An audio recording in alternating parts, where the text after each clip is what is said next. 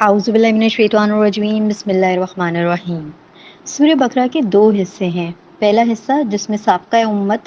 امت مسلمہ یعنی بنی اسرائیل، اور دوسرا حصہ موجودہ امت مسلمہ سے اللہ تعالیٰ مخاطب ہیں۔ پہلے حصہ بھی 3 حصوں پہ مشتمل ہے۔ سب سے پہلے بنی اسرائیل کا تمہیدی بیان ہے، پھر بنی اسرائیل پر اللہ کے انعام و اکرام و احسانات کا ذکر ہے، اور پھر ان کی ناشکری کا ذکر، اور ساتھ ہی تحویلی نوعیت کا مضمون شروع ہوتا ہے، جس میں بنی اسرائیل کو دنیا کی امامت سے معزول کیا جا رہا ہے، اور محمد صلی اللہ علیہ وآلہ وسلم اور ان پر ایمان لانے والوں یعنی مسلمانوں کو دنیا کی امامت کا منصب سونپا جا رہا ہے،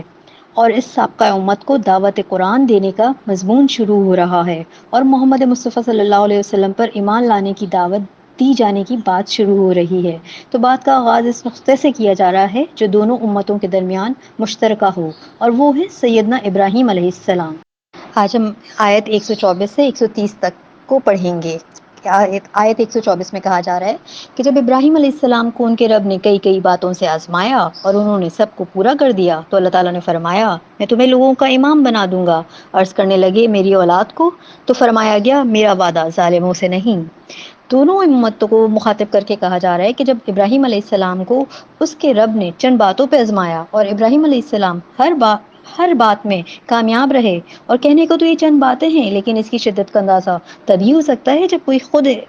ان تمام مراحل سے گزرے اور ثابت قدم رہے۔ یعنی ہر معاملے میں سیدنا ابراہیم علیہ السلام نے دنیا کے بجائے اللہ کی محبت کو ترجیح دی، اور ابراہیم علیہ السلام اپنی قوم اپنے والد سے کہا کہ میں بیزار ہوں تمہاری بتوں کی پوجا سے، اور میں زمین و آسمان کے رب کی جانب رخ کرتا ہوں۔ حتیٰ کہ بادشاہ وقت نمرود کی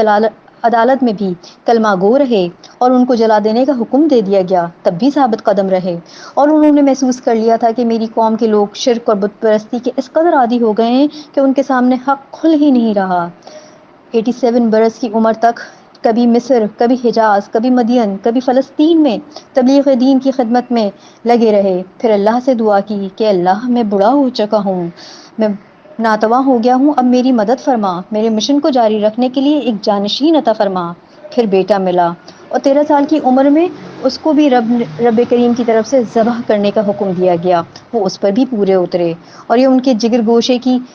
جگہ جنت سے میڈھا آ گیا اور وہ ذبح ہو گیا۔ اب ساری داستان ابراہیم علیہ السلام کے بے پناہ ایثار و قربانی کا مظہر ہے، جس پر اللہ تعالیٰ مزید عنایت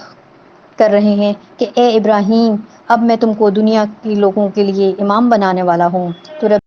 تو رب کریم سے ابراہیم علیہ السلام نے پوچھا میری اولاد میں سے بھی؟ تو اللہ تعالیٰ نے فرمایا میرا عہد ظالموں کے لیے نہیں ہے۔ اللہ تعالیٰ نے واضح کر دیا کہ امامت خاندان کی میراث نہیں ہے، امامت ملے گی کردار کی بنیاد پر۔ آیت 125 میں کہا جا رہا ہے کہ وہ وقت یاد کرو جب ہم نے بیت اللہ کو لوگوں کے لیے امن کا مرکز اور اکٹھا ہونے کی جگہ ٹھہرایا، اور لوگوں کو حکم دیا کہ وہ مقام ابراہیم کو نماز پڑھنے کی جگہ بنائیں، اور ابراہیم اور اسماعیل کو حکم دیا کہ میرے گھر کو طواف کرنے والوں کے لیے، اعتکاف کرنے والوں کے لیے اور سجدہ کرنے والوں کے لیے پاک رکھو۔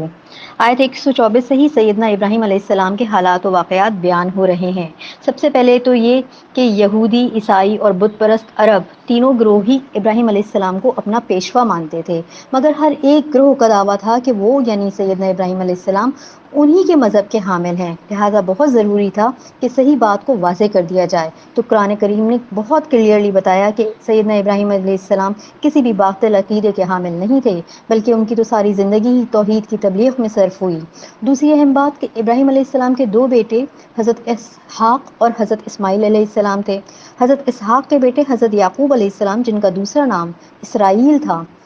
نبی کریم صلی اللہ علیہ وسلم کی بعثت نبوت سے پہلے سلسلہ نبوت اولاد یعقوب علیہ السلام یعنی بنی اسرائیل میں چلا آ رہا تھا، جس کی وجہ سے وہ یہ سمجھنے لگے تھے کہ دنیا کی پیشوائی کا حق صرف اور صرف انہی کو حاصل ہے، اور کسی اور نسل سے کوئی اور نبی نہیں آ سکتا جو ان کے لیے واجب الاتباع ہو۔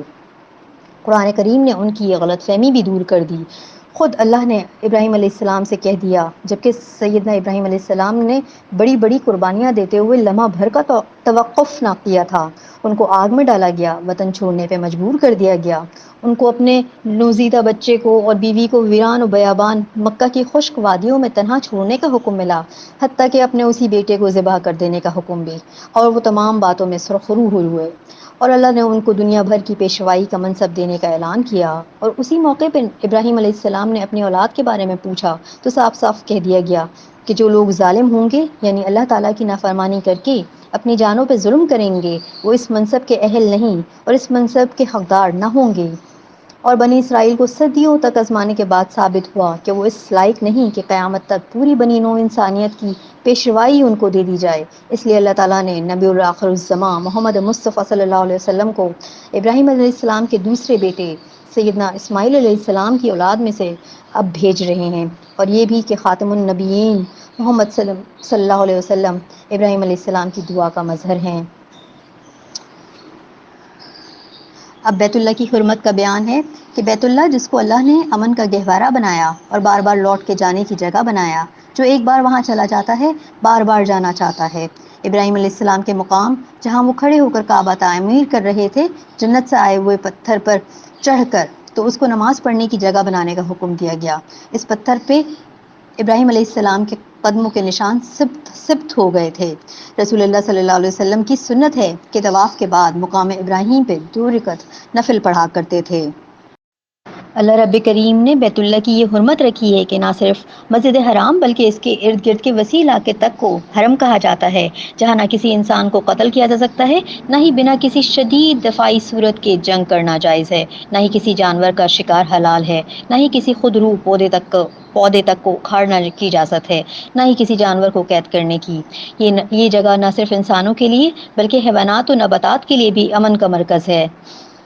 پہلی بار کعبہ آدم علیہ السلام نے تعمیر کیا تھا، مگر اس کی دیواریں، اس کی عمارت معدوم ہو گئی تھی، اور اس کی نشاندہی کرنے پہ ہی ابراہیم علیہ السلام نے دوبارہ تعمیر کعبہ کی۔ پھر ابراہیم علیہ السلام اور ان کے بیٹے اسماعیل علیہ السلام سے اللہ تعالیٰ نے عہد لیا کہ اس گھر کو پاک صاف رکھیں، جو بھی لوگ یہاں پہ طواف کرنا چاہیں، اعتکاف کرنا چاہیں، رکوع کرنا چاہیں اور سجدہ بجا لائیں۔ آیت 126 میں کہا جا رہا ہے کہ جب ابراہیم علیہ السلام نے کہا کہ اے میرے رب، اس شہر کو امان والا کر دے اور اس کے رہنے والوں کو پھلوں سے رزق عطا فرما، اور جو ان میں سے اللہ تعالیٰ اور آخرت پر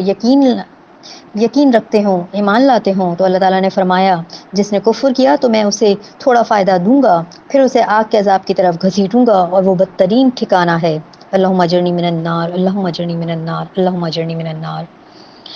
جب ابراہیم علیہ السلام نے اللہ تعالیٰ سے دعا کی تو اس پر اللہ تعالیٰ نے جواب دیا کہ امامت کا مسئلہ اور ہے، رزق کا مسئلہ اور ہے، اور امامت تو صرف اہل ایمان کو ہی مل سکتی ہے، مگر رزق تو میں کافر کو یا دوسری تمام مخلوقات، حیوانات و نباتات کو بھی دیتا ہوں، اور کچھ مدت تک اس دنیا میں لطف بھی کرنے دوں گا،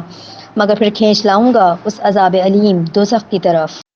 آیت 127 سے 129 تک میں ابراہیم علیہ السلام اور اسماعیل علیہ السلام کی دعا ہے جب وہ بیت اللہ کی تعمیر کرتے ہوئے کر رہے تھے۔ کہا جا رہا ہے کہ وہ وقت یاد کرو جب ابراہیم علیہ السلام نے بیت اللہ کی بنیادیں اٹھا رہے تھے اور کہہ رہے تھے کہ اے ہمارے رب، ہم دونوں کو اپنا فرما بردار بنا، اور ہماری ذریت میں سے تو اپنی ایک فرما بردار امت اٹھا اور ہمیں اپنی عبادت کے طریقے بتا اور ہماری توبہ قبول فرما، بے شک تو ہی توبہ قبول کرنے والا اور رحم فرمانے والا ہے۔ اے ہمارے رب،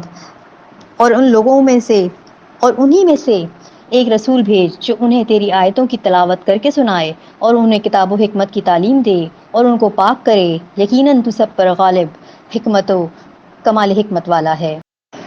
بیت اللہ یعنی کعبہ جو آدم علیہ السلام کے دور سے تعمیر چلا آیا تھا، مگر دور ابراہیمی تک اس کی تعمیر منہدم ہو چکی تھی، اس لیے حضرت ابراہیم علیہ السلام کو انہی بنیادوں پر دوبارہ تعمیر کرنے کا حکم دیا گیا۔ اس لیے بتایا جا رہا ہے کہ وہ اس کی بنیادوں کو اٹھا رہے تھے۔ مسلمان کا مطلب ہے رب کا فرما بردار۔ بخاری و مسلم کی ایک طویل حدیث ہے کہ حضرت ابن شریح ادوی رضی اللہ عنہ نے عمر بن سعید سے کہا تھا کہ فتح مکہ والے دن صبح ہی صبح رسول اللہ صلی اللہ علیہ وسلم نے اپنے خطبہ میں فرمایا تھا، جسے میرے کانوں نے سنا تھا، دل نے یاد رکھا، اور میں نے اپنی آنکھوں سے رسول اللہ صلی اللہ علیہ وسلم کو دیکھا تھا۔ آپ صلی اللہ علیہ وسلم نے اللہ کریم کی حمد و ثنا کے بعد فرمایا کہ مکہ کو اللہ نے حرم کیا ہے، لوگوں نے نہیں کیا۔ کسی ایمان والے کو اس میں خون بہانا یا اس کا کوئی درخت کاٹنا حلال نہیں۔